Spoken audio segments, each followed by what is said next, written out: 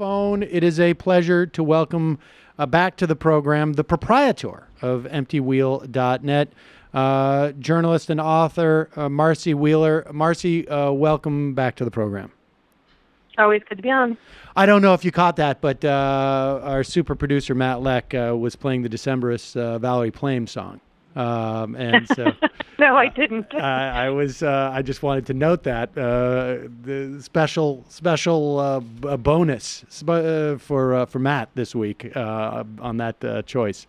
All right, so Marcy, so I asked you to come on a couple of weeks ago, and we had scheduled around this date, and to discuss where we're at in the Russia investigation with the new developments in terms of Michael Cohen and other developments.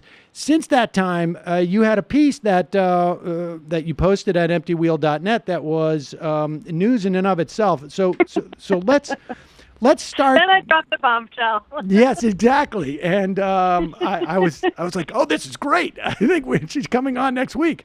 All right. Well, so this is, and let me just preface with this, and I don't want to embarrass you, but I do want to say that I consider you to have impeccable credentials particularly to discuss this topic of the Russia investigation and whatnot, because there's a lot of partisanship. There's a lot of different agendas that are cross currents here.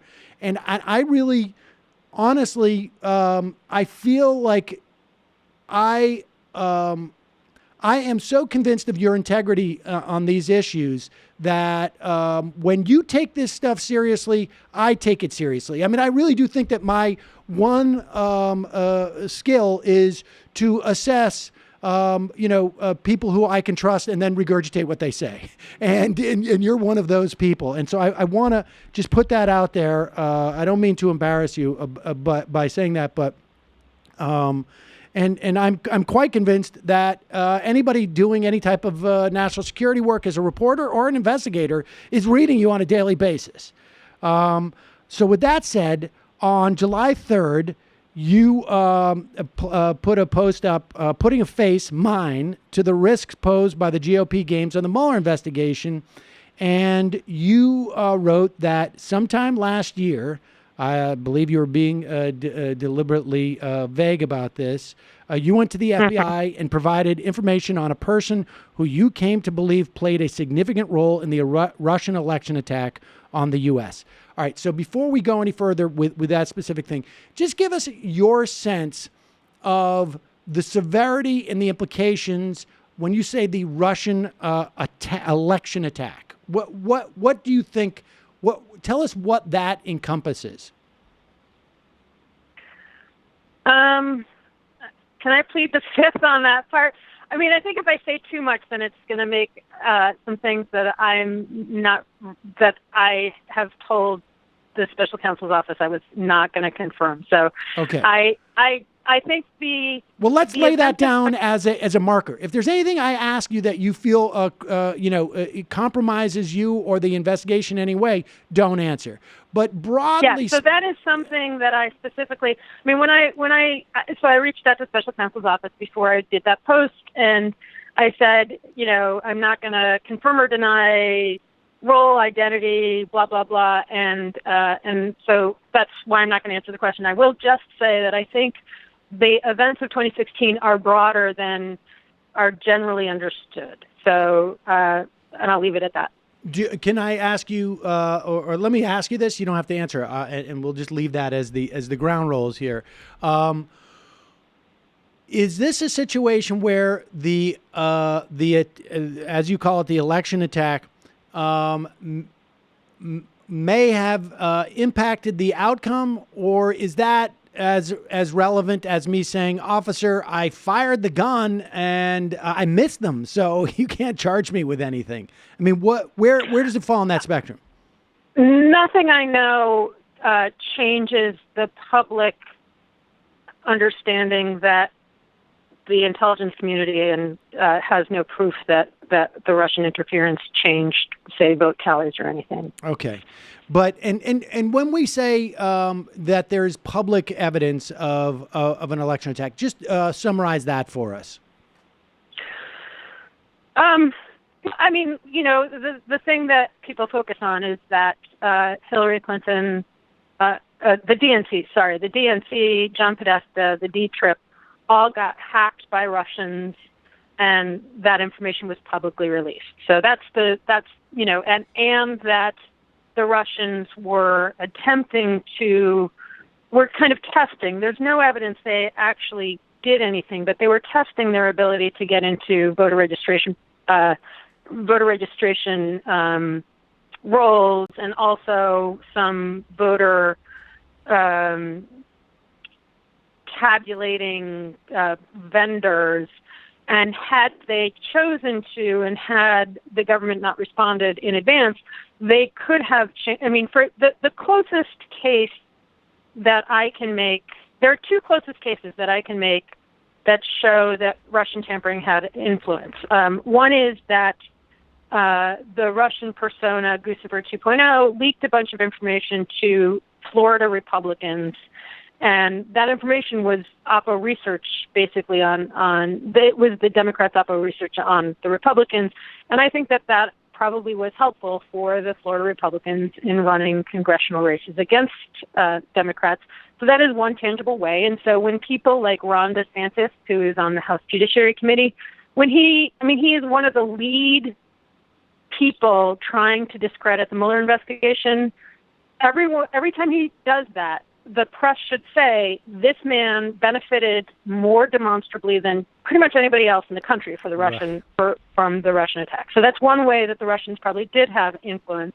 The other way, which is most likely possible, is that there was a vendor for tabulation books or something like that was hacked, and a tabulation book for Durham County in North Carolina, which wasn't close in the end, but a tabulation. But Durham County was kind of messed up on Election Day, and there was an investigation into why that is. I don't believe that the results of that investigation are either done or public, but there was so much else wrong with North Carolina that the Republicans did on their own by basically preventing people of color. I mean, they made it far harder for people of color to vote than they did white people, and so that's. If anything changed the election in North Carolina, it would have been that. It wouldn't have been the Russian interference.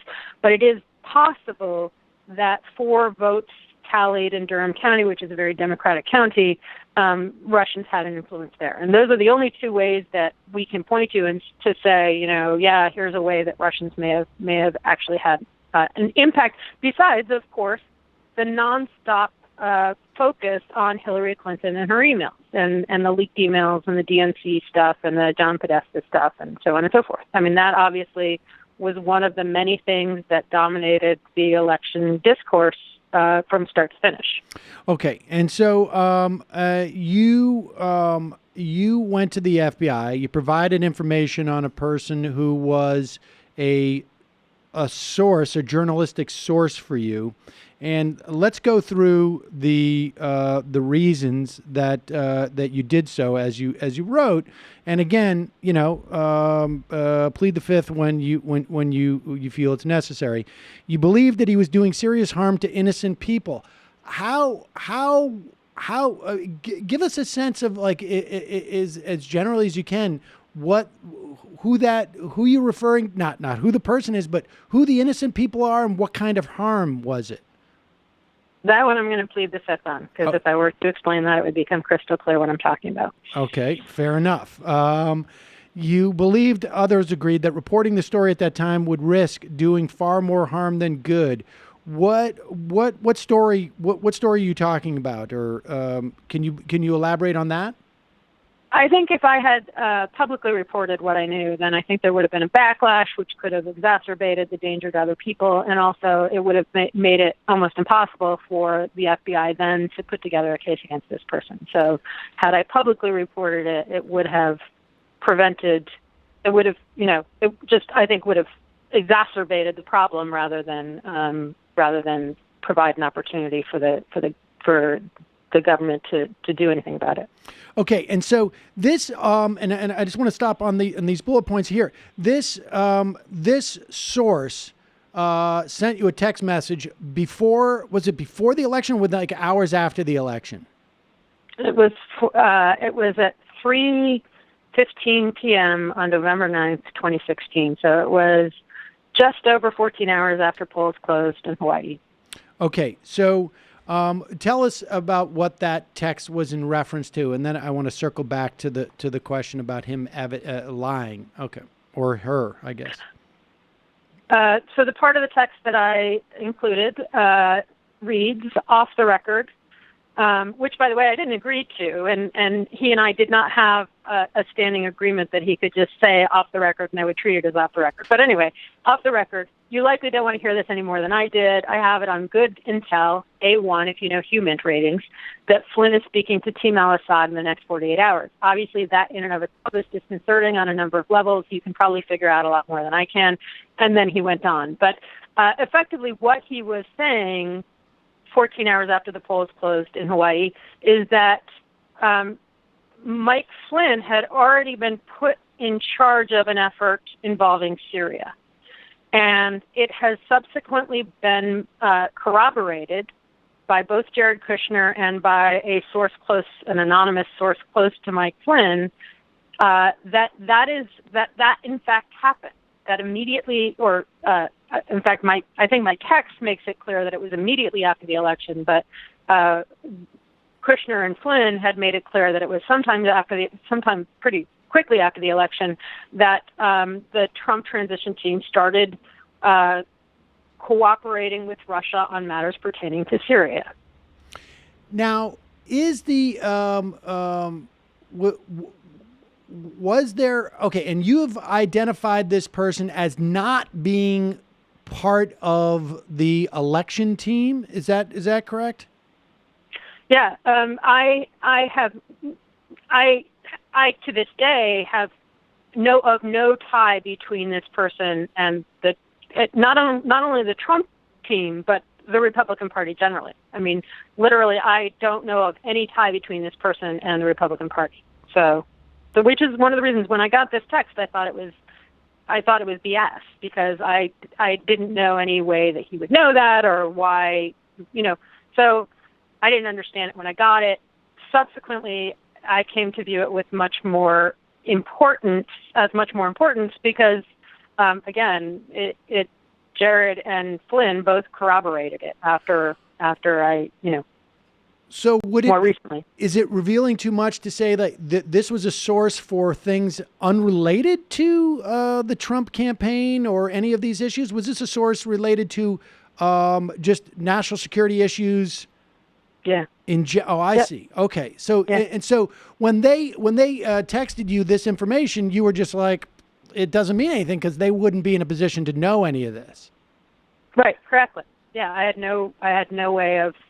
I couldn't understand how he would know. And frankly, of course, where were you on November 9th, 2016, and how foggy was your brain? Because I know I wasn't thinking very clearly that day. Right. And so I didn't, this was a blip for me for a very long time. It wasn't something I really thought about. And then as I was trying to figure out what this person was up to, and I started going back and understanding stuff that had gone on, earlier, I was like, oh, geez, this is kind of wild. So that's sort of what happened with me is, and frankly, one of the reasons I've covered the Russia story so obsessively is because there was a period where I was trying to figure out what I was looking at. And that's why I was assessing all of the public and evidence I got from other sources very closely because I really didn't believe that what I was looking at was the case, and subsequently came to be convinced, and that's why, you know me, Sam, I'm not the kind of person who goes to the FBI lightly. Yes, if at all. I probably never will again in my life. Right. So. I mean, the way that, and it's a shorthand, and we have never talked about this, but when I explain that, when I want to communicate that dynamic to people, I say, Marcy was like one of the people that Glenn Greenwald and Jeremy Scahill wanted at The Intercept. So, people can fill in the implications of that. But okay. So yes. Yeah, I mean, and let me make this point too. I spent the entirety of 2017. So, at the time I was going to the FBI, I was very actively trying to rein in FBI surveillance on Section 702 of FISA. So, I am not the FBI's best friend, and they are not my best friend. And so it was just bizarre that I actually went to the FBI. But I did. It actually is sort of script worthy, frankly. I mean, I would imagine they were quite skeptical as to what you were up to at one point. But I don't want to get ahead of ourselves, because you make a point about your experience with the FBI and the investigation, and why that might have a bearing on some of the reporting that's happened recently about the way that Mueller is spreading out the investigation. But you write, I had concrete evidence that he, and this is the person that texted you that day after the election, was lying to me and others, included but not limited to other journalists. So you presumably this person maintained their relationship to you as a source, and what they were lying about was something other than that text on that day. Yeah, he was just generally deceptive with with everyone, but with a lot of people. And I was discovering, for example, that he would represent to other people that I had recommended he do X, Y, and Z, and that wasn't true. And so there was a lot of deception going on. And what you ultimately, and then you said, I had reason to believe that he was testing ways to tamper with my website. I want to get to that in a second. But when you went to the FBI, the information that you passed on, and I guess you can't be explicit about it, but maybe you can tell me sort of just very broadly, was it information that was that had to do with that text on that day? Was it information that he had lied to you about, or was it another set of information that had bearing on the broader Russian investigation? Yes. Okay. All of the above. I mean, I did tell them about the text. It was not the most important thing that I shared with the FBI in any way. I basically went to the FBI and told them what I just told you, which is that as I reconstructed some exchanges that this person and I had going back some time, I came to understand them very differently and understand them in a way that was important for the Russian investigation. And so, and that, as I said, and that had led me to believe that he had played a significant role in it. And I had varying degrees of confidence in what I was sharing with the FBI. I think I said virtually certain about a central part of it and less certain about other details. But one of the reasons I went to the FBI, honestly, is because I believed they would come and get the information one way or another. And this is going to be the next bullet point you're going to talk about, which is the privacy of my readers. So there was stuff involved in my website, and I believed that it was likely they would start doing call records, basically a track of everyone who was coming onto my website to find out, to get to him. And I believed that they would eventually come and subpoena me. And I figured by going to the FBI willingly, I could protect other people. I could say, you can have X, Y, and Z information, but you can't have information on any other source of mine, and I'm not going to use any other journalist's name in our conversation, which is basically the rules I laid down with the FBI, and they've never come back to me on issues related to this person, and I'm sure they went and got a bunch of information anyway, and I'm sure that they scrutinized me very, very closely for a long time after this. But that was my logic, was what is the least damaging way that the FBI will obtain this information? And I assume eventually they would have obtained it one way or another, but it might have been, a year before they got it from me. And I would have and I told them, I said, if you subpoena me for anything, I will fight it, and I will fight it very publicly. In other words, then they weren't going to be able to subpoena me for anything, and so that's the logic that a civil libertarian uses when she goes to the FBI willingly. Okay, so just to be clear here, did you surmise on your own that this person would ultimately be the subject of the FBI investigation, or was there reporting that led you to believe that so that you got out ahead of this? Like, what was the impetus for you to believe that the FBI would come a knocking, looking for information about this person? Well, first of all, I don't think I was the first person who went to the FBI about him, but I think that I think that this person played a role in the election stuff, right? I said that already, and the FBI was clearly investigating that. I'm not sure how long, honestly, it would have taken them to get to him without somebody coming forward to the FBI. And like I said, I don't think I was the first person to do that, but I think that. But eventually there were reasons I think they would have come to me regardless, or they should have. I mean, it surprised me they hadn't already. I was going to say, were you like, guys, you're 6 months late on this stuff? Yeah, I mean, right, exactly. I don't want to say too much about the FBI's investigation or what that's all a story for, let's put it on our calendar, Sam. Okay. In 3 years, I'll come back and explain that to you. But right now, what's important is the investigation itself, and yes, it moves forward. Okay, and so let me just ask you one more question about the text.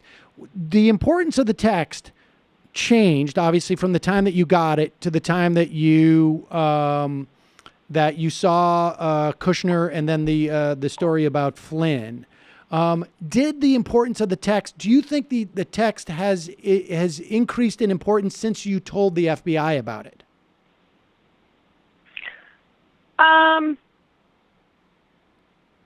Well, look, when again, the reason I think that Flynn has corroborated the text is that right after he flipped, he told somebody close to him that one of the things Mueller wanted information on is about Trump ordering him to reach out to Russia and Syria right after the election. So that leads me to believe that this text would be interesting to the Mueller team. Okay.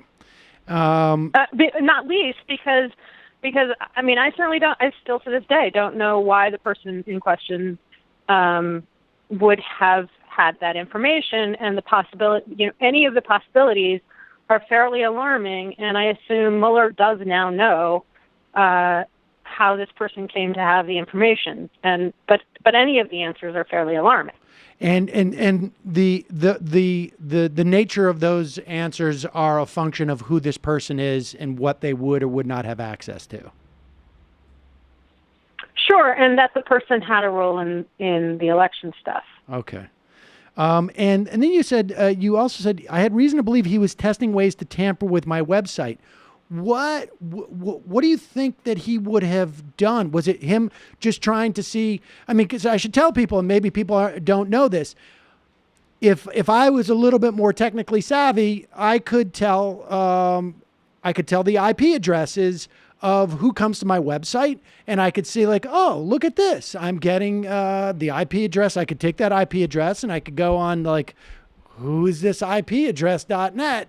And find out, oh, this is coming from the Pentagon. This is coming from the State Department, right? I mean, is that, were you afraid that he was going to tamper with your website in that regard? Or like, was he going to start posting like, I am, avowedly pro FBI or something? Yes.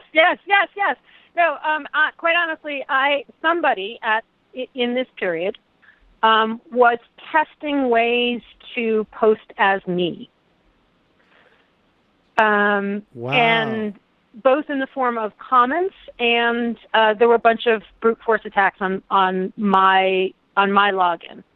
So somebody was, and I believed it was him. Wow, interesting. Okay. All right, and I should say you spent $6,000 of your own money to meet with the FBI. Not exactly probably the way that you were hoping to spend that cash.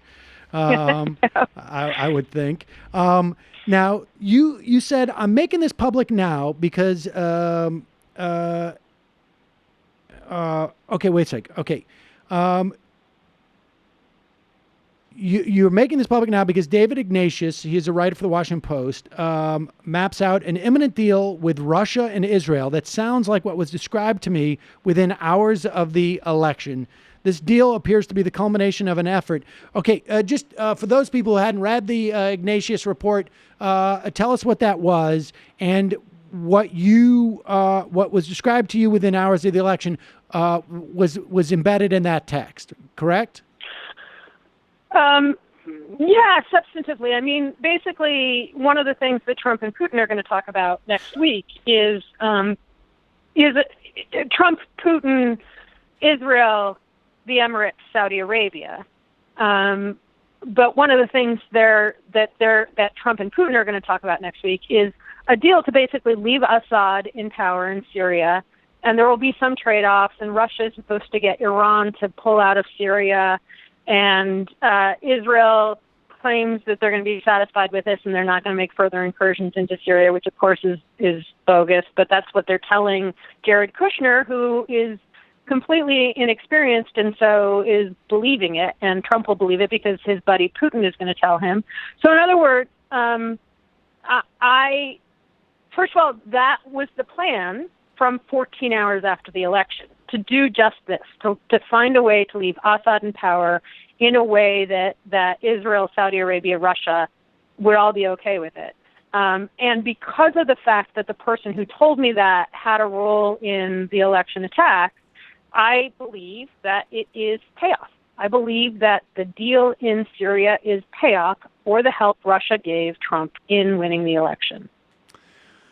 That's fascinating because we should also say, right? I mean, I think this is, I just want to make this explicit. For Flynn to be ordered, instructed to go and talk about the details of these deals, could have only come from someone senior to Flynn in the campaign, right? I mean, in the nascent Trump administration. And even now, there's not a lot of bureaucracy between the national security advisor and Donald Trump. So the story from the wake of Flynn slipping made it specific that it was Donald Trump who ordered Flynn to do this. So right, what I am saying about my text is that this person who had no discernible way of knowing this information knew information about an order that Donald Trump gave Mike Flynn. Within hours after winning. Within hours. Yeah. People need to contemplate the idea that Donald Trump gets up there, he accepts the Hillary Clinton's concession, and then reads into this stuff so that he has a good sense. I just want to put the most, generous perspective on this. Trump studies up on this, or maybe he's been studying up on these international relations all this time, and has said, if I get the president, see, one thing that we really need to do is reorient foreign policy. I've been thinking about this for years. I know I've been, putting on this air of being a playboy and someone who's maybe a little bit dim, but this is what I'm going to do. And this is going to be the first thing I do. Not even on day one of my presidency, day one of my president-electacy will literally be to tell Flynn. And I mean, that story in and of itself is amazing, but the idea that someone presumably not affiliated at all with the Trump organization knows this and is in sort of some type of pipeline to get this information, they presumably, right, could only have gotten this information either directly from the Trump organization or from other parties to an arrangement to have this happen. Bingo. Yeah. And let me be clear. This is not a policy issue for me. I mean, Assad is a butcher, and I think he should be. I'd be happy to see him gone tomorrow, but I can see people arguing to leave him in place and deal with the human rights, the genocide, etc., via some other means. I can see that, and you are right that Donald Trump ran on that policy. So I am not making this about Donald Trump's policy of basically leaving Assad in place in Syria. What I am saying is that the fact that this person had this information 14 hours and 15 minutes after the polls closed, that is what to me is alarming. Yeah, that's pretty stunning. I mean, it's pretty stunning. It's amazing to me the amount of urgency involved, right? That they're because they didn't do anything. I mean, famously, Jared Kushner walked into the White House like a couple of days after the election and was like, okay, who here stays and who here goes? And somebody had to say, like, what do you mean? Everybody goes. You're the new administration. Like, the idea that they would get their shit together to do anything, even if it was like full-on 100% tax breaks for everybody involved in real estate, right? Like, even that would be surprising that they got that up and running within 14 hours. The idea that they would get this into motion so quickly, I think, is pretty amazing in and of itself. I just want to go back to this person one more time. I mean, who's that functional the day after a national election anyway, especially a guy running, right? Exactly. I mean, that's what's amazing about this, is that the urgency that's expressed there, and that obviously, it's speculation, but I mean, it seems like the most rational assessment to make, that this thing was in the works, like that everything was like set up and every plan was made, and then it's go time, essentially. The switch was flipped, but all the circuitry had already been, wired and connected at that point. You write in the Post, when you went to the FBI, this person, someone you had been friendly with, was doing to innocent people, almost all of those people totally uninvolved in American politics. Let me just ask you this. When you say American politics and the damage that was being done to innocent people, do you mean political figures or people who opine about politics? Or, what does that mean, uninvolved in American politics, or is that too much? That's another plead the fifth thing. Okay. All right. So let me ask you another question. You say, my risk isn't going to go away. You're talking about the information that the FBI has been forced to give to House Republicans, correct?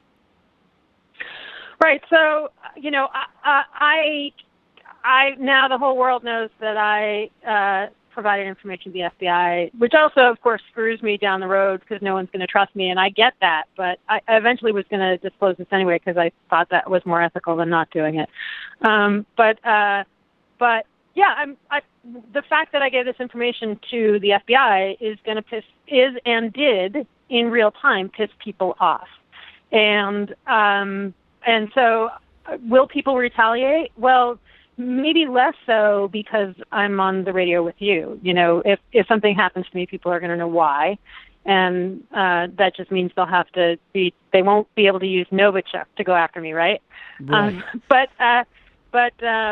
They'll use something more subtle. But there are lots of. I mean, this investigation is not a joke. The players are not jokes. They are violent, dangerous people, and the disdain for which House Republicans are treating that, I think, it's just disgusting. I mean, honestly, I had no plan on going forward with this information, but after watching that hearing a week ago Thursday, I wrote special counsel's office that night while I was still fuming, saying I was going to go public with this information because I was so furious that the Republicans have lost all perspective about the fact that this is a real investigation. This is an investigation into an attack on the United States.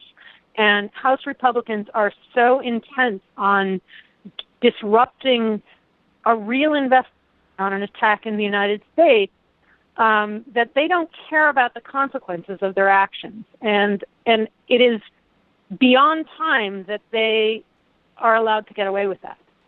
It is beyond time that the press can't focus on the fact that what they are doing is affirmatively damaging the United States. And they're doing it to protect Trump when if they just took a step back and said, why are we protecting this guy? At some point, we have to stop protecting him because protecting him does affirmative damage to the United States. And so that's why I went public. I don't mean to be overly dramatic and everything like that. But again, there are other people who were witnesses in this investigation who have a lot more at stake than I do, have a lot more legally at stake, have a lot more, if something happens to them tomorrow, it'll be a lot harder for them to get any attention to the reasons why. And so it's got to stop, or at least Republicans have to start paying a political cost for what they're doing, because what they're doing is deliberately making the United States less safe, all in an effort to cover up for things that Trump may have done. When you say something happens to people, I mean, you've already said, like, maybe this person would have, tampered with your website, and where, you come out and say, like, I like to make out with goats. That's just what I like to do, to discredit you in some way or something. But what give me the sense of what you think is on that menu of people who have been in some way peripherally or directly involved in any element of everything that we associate with this, what prices they have paid. Like, do you have reason to believe that people have been physically hurt, killed? I mean, or any direct knowledge beyond what is public? I don't know, but we don't yet know why Russia tried to assassinate Skripal, for example. And I would not be at all surprised if he had information that was pertinent to the investigation. Is that established? I mean, we're talking about a former Russian agent, right? In Britain, we know there was another attack. Has that been? In your mind, has that been firmly established that it was a Russian attack? Because it seems to me that there's a lot of different sort of takes on that. There are a lot of different takes. It is my opinion that the trolling that the Russians did after the assassination attempt reflects the same kind of trolling they did about the election attack. That they said, no, we have nothing to do with it, all the while gleefully, celebrating that they did, and in some ways showing off that they did. So it is my belief that yes, the Russians did that, and it is my suspicion, not my belief. It is my suspicion that that was retaliation for Skripal providing information of some kind on that's relevant to investigation into Russian tampering, whether it's in the United States or in England. Is there any other instance that you see is indicative of the potential threat that you or someone else would be exposed to? I mean, is there any other? Well, I mean, I said in my post that I received at one point a threat that was sufficiently urgent. I mistook it. I mistook a detail about it. I thought that the threat reflected somebody having been inside my house, when in fact it may reflect somebody having intercepted a text between my spouse and I. But in any case, because I believed that it reflected information from someone inside my house, I let the cops in my house without a warrant. Which, again, is about as likely to happen as me going to the FBI on something. I did that, too. Right. And people yell at me for it. But, yeah, I mean, so I believed that I was being physically threatened. Wow. All right. Well, is there another question that you think I should ask about that, frankly? I mean, I want to ask you about some of the substance of this is obviously a big part of the substance of the investigation, but I want to ask you some other questions about some of your other posts briefly. But I mean, do you think that is there something else too that you think that that people need to understand about what you about that post that you wrote? No, I think you've hit on everything that I'm willing to discuss in more detail. Okay, great. And I have that date down. I literally already put that in my calendar. You should know that. That's fine. Okay, so all right, so let's. There was one other element I think that is related to your going to the FBI that explicates, at least because it's so hard to see what the Mueller investigation is doing and what does it means. It feels like it's in so many disparate parts and whatnot. There was a post. There was a piece the other day that reporting that Mueller had divvied up tasks to different prosecutors and in different jurisdictions, and your experience in going with the FBI, talking to the FBI and to investigators, leads you to believe that this piece sort of made assessments about the implications of him doing that might have been incorrect. Will you explain? Yeah, I'll also say that there's a far, far, far better article on precisely that issue in the Daily Beast today from Betsy Woodruff. So if people want detail on that, I encourage them to go read her article on it. The point is that on what's called the Internet Research Agency case, which is the Facebook trolls, on that case, Mueller a couple weeks ago brought in 4 additional prosecutors, and that was viewed as a sign that maybe he was shutting down or what have you. And then, for example, in EDVA, so in Northern Virginia, another prosecutor was brought into the Paul Manafort team. That was a specific response to a request from the judge in that case. So that's not surprising either. I think that Mueller, certainly one of the things no one really comments on it, although Josh Gerstein did a good story on this, but he's the only one who's even looked at it. People talk a lot about what prosecutors are working for Mueller, including Trump, right? This is the way Trump always discredits the investigation, by saying all of the people working for Mueller are Democrats. But no one talks about the FBI agents. And, you got to assume there's probably 4 agents for every prosecutor at least. And what we've seen from all of the public records in the investigation is Mueller, he may have, I'm sure he has a dedicated team of FBI agents, but he also surely is saying, hey, we need an interview with somebody in Florida, FBI guy in Florida, can you go conduct this interview? Or, as happened with me, I think, they, again, and I'll have a post up shortly that will explain a little more about this, but when I went to the FBI, I did not go to Mueller's people. I went to the FBI to something being investigated that was not yet under Mueller's purview. And but I think what the FBI did with me, because you're not allowed to talk to journalists, is they sent, this is my guess, they sent 2 agents who were not part of the main part of the investigation on the subject I was going to them about, so that they could not accidentally disclose any information about the investigation. So in other words, it's almost like it's almost like the analogy to the clean team when they go in and look at the documents for Cohen to see which ones were privileged, so that they're sequestered from the other investigation, almost like the reverse of that in some way.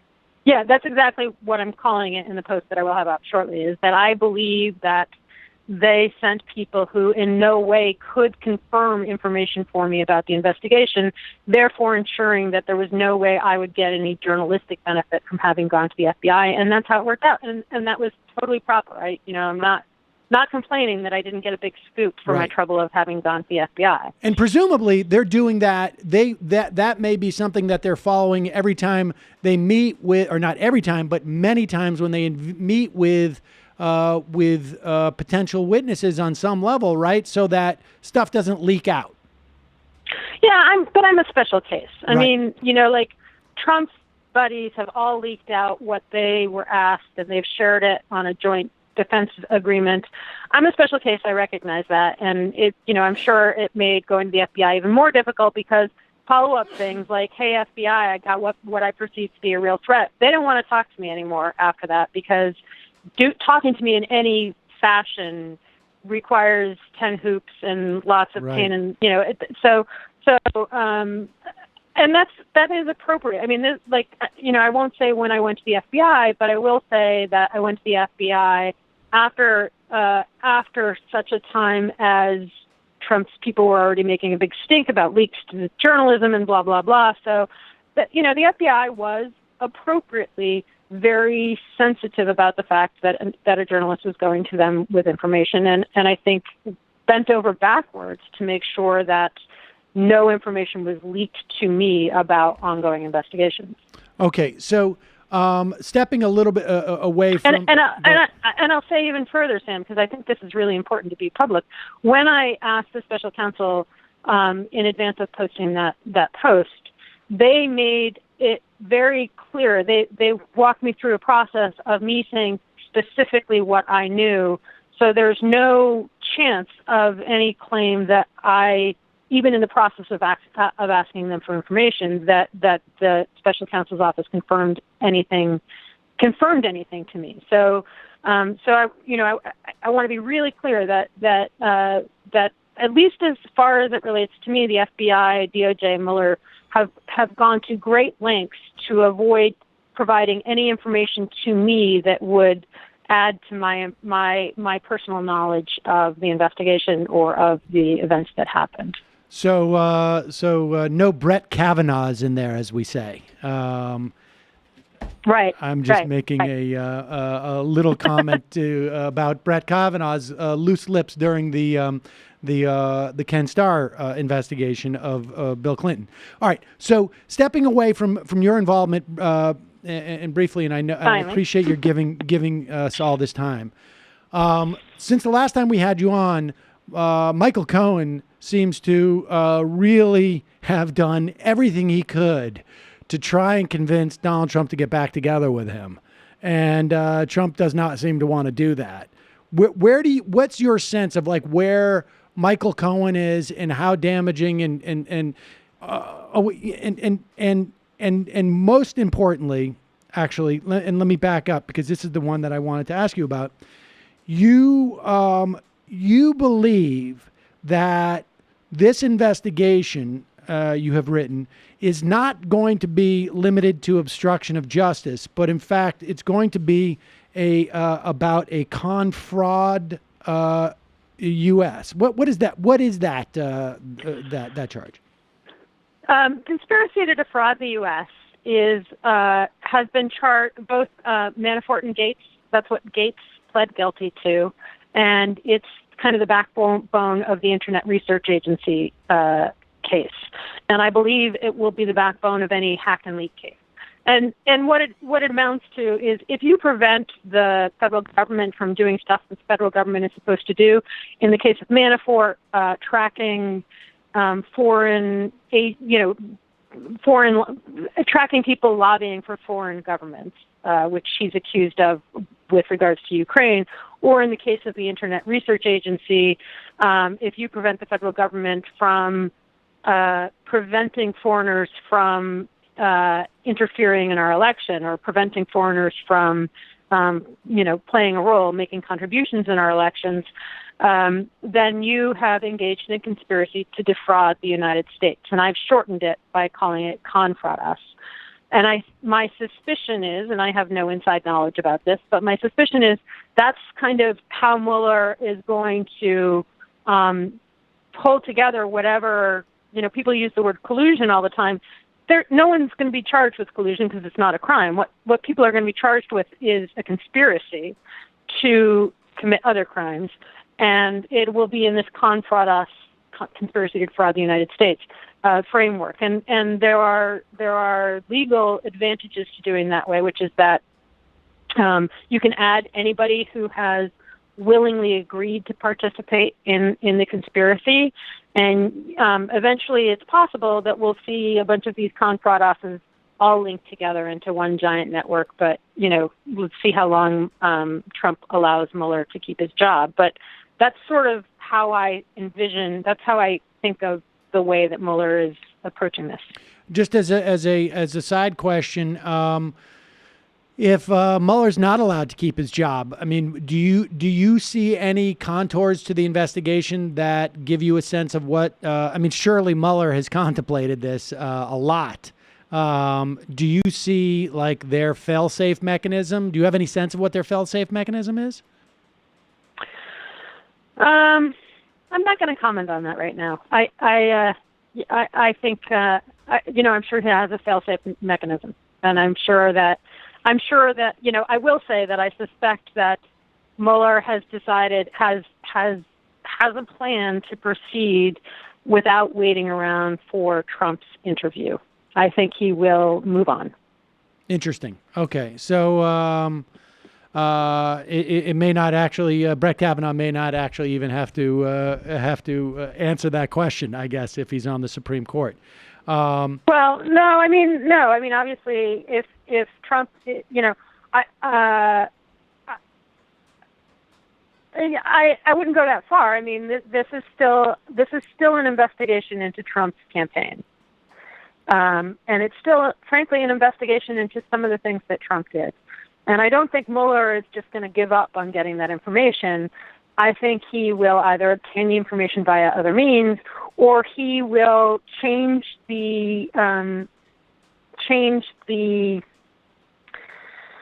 conditions on the ground such that Trump might have a very big incentive to either provide the information or it won't be necessary.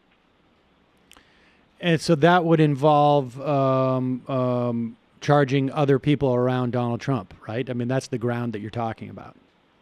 Yeah. And understand, I mean, Trump has at least explicitly said in the past that he thinks he's safe so long as Manafort doesn't flip on him. This kind of goes back to the Cohen question. I'm not sure I trust Trump to have any measure of what case Mueller really has. In fact, Rudy Giuliani on Sunday said, "Oh yeah, I've interviewed all the witnesses, and therefore I know that Mueller doesn't have any evidence against Trump." But what Rudy really means is he's interviewed the witnesses that he thinks are the important ones, and I don't trust Rudy to understand that either. So yeah. So all right, Mueller, just to make sure I understand what you're arguing there is that Trump may not know who knows what in his organization about what he may or may not have done. Right. For example, I think he may underestimate the degree to which Gates had information that could really be damning to him. He believed, I think there may not have been as much of a firewall between Manafort and Gates as Trump thinks there is. Yeah, that's a suspicion. I don't have any, firsthand knowledge on that. Although I've heard people describe to me what Gates's role on the campaign was, and that leads me to believe Gates likely has information that may be more damning of Trump than Trump makes out. Interesting. And what about Michael Cohen? Do you think Michael Cohen has information that is related to this, or is it like maybe other stuff? With Michael Cohen, I think people need to remember two things. One is that a bunch of the Michael Cohen stuff got bumped to New York. That includes the Stormy Daniels hush payment, but it also includes taxi medallion fraud. Cohen's partner in taxi medallion fraud was recently pled guilty and got an incredibly sweet plea deal with New York State. One of the things I think Mueller is doing is, to the extent he can, he is laying the groundwork for state cases against people who otherwise might get pardoned. And I think he sort of nodded to that with Manafort as well. So in other words, if Trump pardoned Manafort tomorrow, there are charges that could be filed against him, I believe, in New York State, which would mean Manafort would still go to prison, and Manafort could still flip on that New York case in a way to provide a testimony against Trump. In other words, pardons don't necessarily get Trump out of the problem he's in, even beyond the fact that pardons prevent you from invoking the Fifth Amendment. And so that, I think, is one of the things that's going on with that information being sent to Manhattan's federal prosecutors rather than Mueller. if that makes sense. Yep. But the other thing is that, according to public reports, Mueller is definitely still investigating the money that went into Trump's inauguration. And Cohen was a part of that. So it's not the case, as far as I understand, that all of the Michael Cohen-related stuff has been kicked down to SDNY. It's just a subset of the stuff that Michael Cohen is involved with, and that's crimes that have special venue in New York State. So, and then you talked about what Mueller's kind of survival strategy is. I think that's part of it as well, that to the extent he can have other federal prosecutors prosecuting stuff, it just makes it a harder target to, you can't take out the entire investigation by taking out Mueller, because there's still going to be Cohen-related stuff, and Cohen might still flip on Trump to get out of his New York stuff. So that's what I feel about Michael Cohen, but I don't have, I have speculation, but it would just be speculation about precisely what he has on Trump. What Manafort has on Trump is quite a lot clearer. What Cohen has on Trump is less so. All right. And so, we're going to have to do this again soon, but is there anything that you would suggest that people pay attention to in the near term that you think is going to happen? Because I get the sense that from what I've read of yours, that you think something is going to happen, that a lot of this stuff is actually going to come to a head over the course of the summer. Do you still feel that, A? And B, do you think that, some people say Mueller's not going to make the sort of the same Comey mistake, which is to go against the DOJ policy about information coming out before an election. But this wouldn't necessarily impact anybody who's actually running for election, right? I mean, it's sort of a bank shot to say, there are Congress people who are running who are in the same party as Donald Trump. Right. I mean, I raised Ron DeSantis earlier, saying he's one of the few people who benefited most directly from the election, from the Russian intervention. He is running for governor in Florida. So he's one of the people who, if things were to happen, it might impact. But we're not in that window, for one, yet. And so it may be that Mueller is going to take substantive action before we even get to that window. But yeah, as you said, the people who are really at issue here, I mean, I don't, as much as I'd love to claim he would be, I don't think Devin Nunes would be a target in this investigation. The only Republican who has been discussed in those terms is Dana Rohrabacher. He's on the ballot. But beyond him, there aren't really people running for election who are known to be subjects of investigation in the Mueller probe. What is that window officially? Is it 3 months? Yeah. Okay. And let me just ask you this one more question. Go ahead. Yeah. The thing that I will say that I would have people watch out for, Manafort's first trial is supposed to start on the 25th in Virginia. And I think as we get closer to that trial, I think things will get more interesting, because I just think that may add some urgency to issues, at least with respect to Manafort. Interesting. And let me ask you one last question. You mentioned Devin Nunes. Do you think that it's possible there's going to be a whole nother host or another element of the investigation of stuff that has taken place since the election? Like in other words, Nunes has been engaging in behavior that is sort of after the fact. Let's say, put Nunes aside. Do you think there's going to be like after the fact accessories type of situation? No, unless it's something like corruption. I mean, I think it is the case that speech and debate gives members of Congress pretty big protections from prosecution. I'd love to see Nunes targeted, but I don't think it'll happen. I think that, but it is the case. I mean, I think the NRA side of this investigation is very interesting. The allegations that Russia used the NRA as a cutout, as a way to fund Republicans, that's really interesting to me.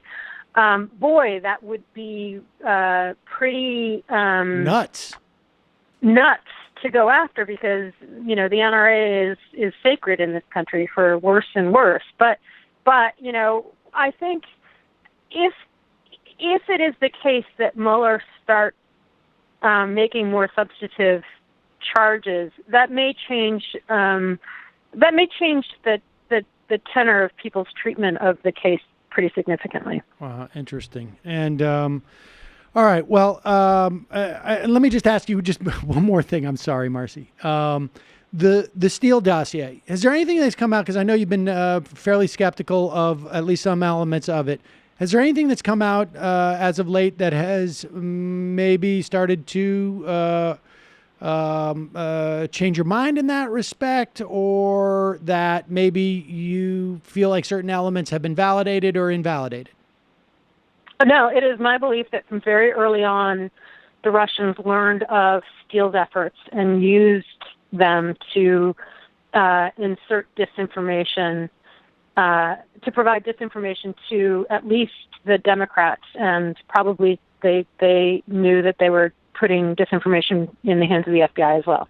So I don't believe that the dossier holds up, and I believe that significant parts of it are in fact affirmative disinformation.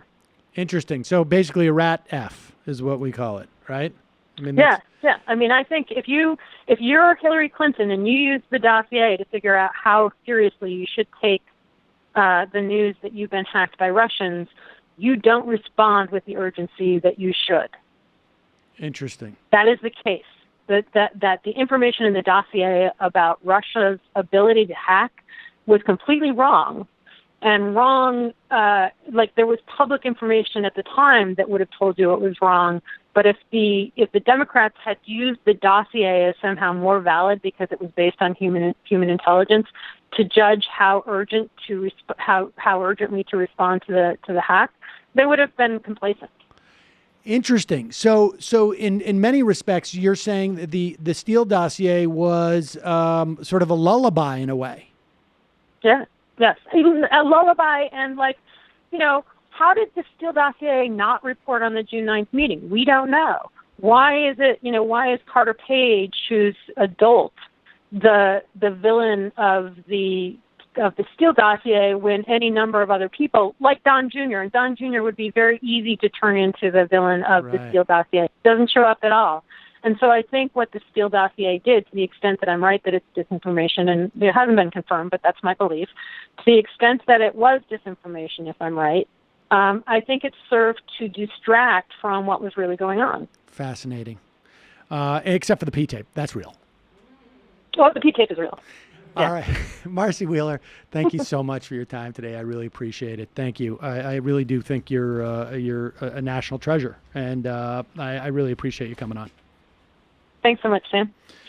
All right, folks.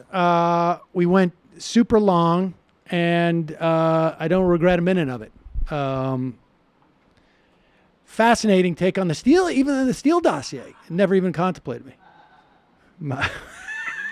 Michael's listening to the show via the app, and he just heard me say the P-tape is right. Okay. I guess we need a sound, maybe like a direct line, like into the other room, maybe. I like that. Maybe professionalized. Why? Things. So in case we want Michael's delayed laughter? Yeah, exactly. That'd be a good addition to the show. Bring up the latency factor. Marcy Wheeler's right. Folks, it's total lie. Emptywheel.net. It is amazing her capacity to synthesize information. She's extremely thoughtful, and I think. She's right about the Steele dossier. It's wrong. It's a lie. I could never do that. Yeah, I think this is going to be. I need to sit with this for a while, because we have some speculation here in the office that it's interesting. All right. They want war with fucking Russia. we're speculating. I spent 90% of the interview was sort of like fascinated and mortified, and then by the end, I think my innate stress response just kicks in, and I just start going like, "That's just MSNBC propaganda." Yeah. The speculation was: do we invade over the North Pole, or do we try to go from the United Kingdom? Folks, it's your support that makes this.